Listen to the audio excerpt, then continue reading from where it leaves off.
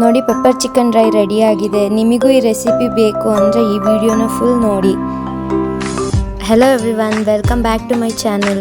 ಇವತ್ತು ನಾವು pepper chicken dry ಮಾಡೋದು ಹೇಗೆ ಅಂತ ನೋಡೋಣ. ಈಗ ಪೆಪ್ಪರ್ ಚಿಕನ್ ಡ್ರೈ ಮಾಡೋಕ್ಕೆ ಏನೇನು ಇಂಗ್ರೀಡಿಯೆಂಟ್ಸ್ ಬೇಕು ನೋಡೋಣ ಬನ್ನಿ.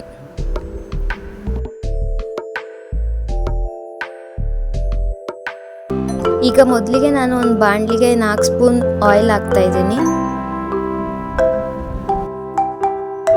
ಆಮೇಲೆ ಒಂದು 3 ಪೀಸ್ ಚಕ್ಕೆ ಹಾಕೊಳ್ಳೋಣ.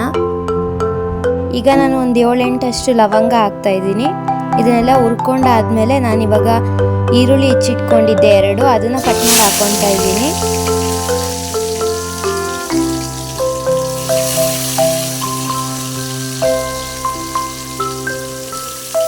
ಈಗ ನಾನು ಈರುಳ್ಳಿ ಗೋಲ್ಡನ್ ಬ್ರೌನ್ ಆಗೋ ತನಕ ಫ್ರೈ ಮಾಡ್ಕೊತಾ ಇದ್ದೀನಿ.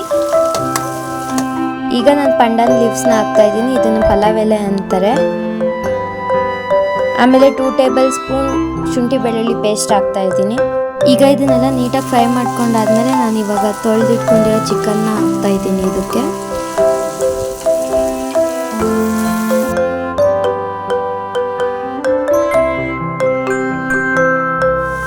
ಆಮೇಲೆ 1 ಟೇಬಲ್ ಸ್ಪೂನ್ ಅರಿಶಿನ,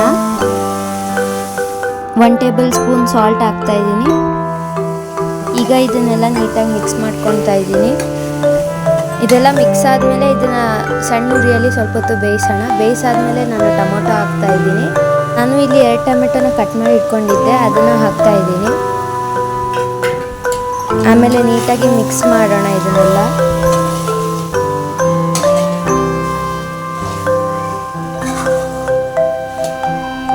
ನಾನೀಗ 2 ಸ್ಪೂನ್ ಕಾಳುಮೆಣಸಿನ ಪೌಡರ್ ಹಾಕ್ಕೊತಾ ಇದ್ದೀನಿ. ನಾನು ಇಲ್ಲಿ ಕಾಳುಮೆಣಸು ಪೌಡರ್ನ ಜಾಸ್ತಿ ಹಾಕ್ತಾ ಇದ್ದೀನಿ, ಯಾಕಂದರೆ ನಾವು ಮಾಡ್ತಿರೋದೇ ಪೆಪ್ಪರ್ ಚಿಕನ್ ಡ್ರೈ ಅಂತ. ಈಗ ನಾನು 1.5 ಟೇಬಲ್ ಸ್ಪೂನ್ ಧನಿಯಾ ಪೌಡರ್ ಹಾಕ್ತಾ ಇದ್ದೀನಿ.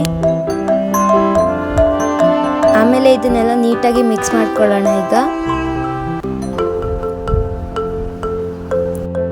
ಅದನ್ನೆಲ್ಲ ನೀಟಾಗಿ ಮಿಕ್ಸ್ ಮಾಡ್ಕೊಂಡಾದ್ಮೇಲೆ ನಾನು ಇಲ್ಲಿ 1 table spoon red chilli powder ಹಾಕ್ತಾ ಇದ್ದೀನಿ. ರೆಡ್ ಚಿಲ್ಲಿ ಪೌಡರ್ ಹಾಕಾದ್ಮೇಲೆ ಮಿಕ್ಸ್ ಮಾಡೋಣ. ಮತ್ತೆ ಸಣ್ಣ ಉರಿಯಲ್ಲಿ ಬೇಯೋಕೆ ಇಡೋಣ. ಅದೆಲ್ಲ ಬೇಯ್ದಾದ್ಮೇಲೆ ನಾನಿವಾಗ ಮತ್ತೆ ಮೆಣಸಿನ್ಕಾಯಿ ಹಾಕ್ಕೊತಾ ಇದ್ದೀನಿ, ಒಂದು 4, ಮತ್ತು ಕರಿಬೇವು.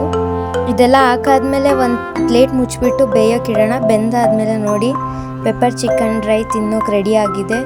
ತುಂಬ ಸ್ಪೈಸಿ ಮತ್ತು ಟೇಸ್ಟಿ ಆಗಿದೆ ತಿನ್ನೋದಕ್ಕೆ. ನಿಮಗೆ ನಾನು ತೋರಿಸಿರೋ ಈ ರೆಸಿಪಿ ಇಷ್ಟ ಆಗಿದೆ, ಒಂದ್ಸಲ ಟ್ರೈ ಮಾಡಿ ನೋಡಿ. ವಿಡಿಯೋ ಇಷ್ಟ ಆದರೆ ಲೈಕ್ ಮಾಡಿ, ಕಮೆಂಟ್ ಮಾಡಿ, ಶೇರ್ ಮಾಡಿ. But don't forget to subscribe my channel. Thank you everyone.